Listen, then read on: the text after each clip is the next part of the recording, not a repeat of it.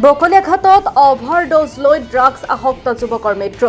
মঙলবাৰে বকলিয়াঘাট জলসিঞ্চন উপসংমণ্ডলৰ সন্মুখত এজন ড্ৰাগছ আসক্ত যুৱকৰ হঠাতে মৃত্যু ঘটে। পথত পৰি থকা অৱস্থাত স্থানীয় লোকে যুৱক এজনক প্ৰত্যক্ষ কৰি আৰক্ষীক অৱগত কৰে।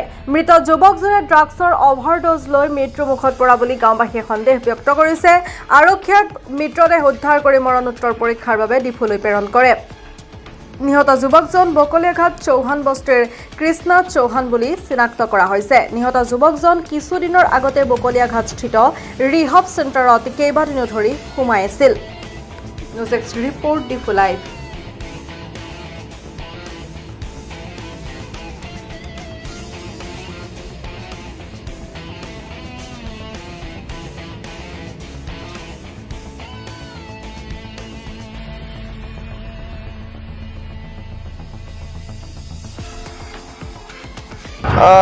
কি খবৰ দাদা, কি হৈছিলে ইয়াত?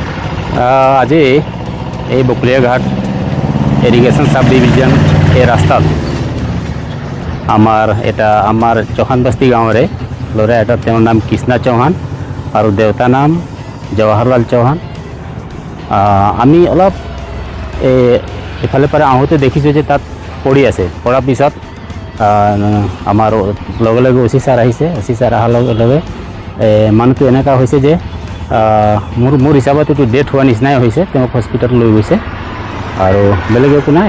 এইটো ঘটনাহে আমালোকে দেখিছোঁ। ল'ৰাটোৱে বিভিন্ন সময়ত ড্ৰাগছ খোৱাৰো কথাবিলাক ওলাই আছিলে, ড্ৰাগছ লয় বুলি পেলাই ৰিহাব চেণ্টাৰতো আছিলে, মাজত ৰিহাব চেণ্টাৰৰ পৰাও পলাই গৈছে।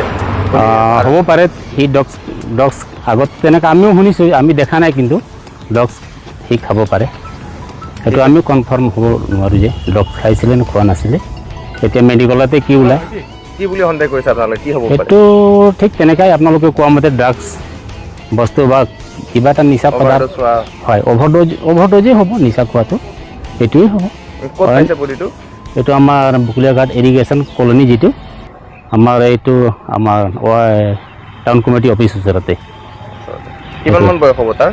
তাৰ বয়স মোটামুটি 32 ইয়া 30 তেনেকাই হ'ব। ঘৰ ক'ত? চৌহান বস্তি।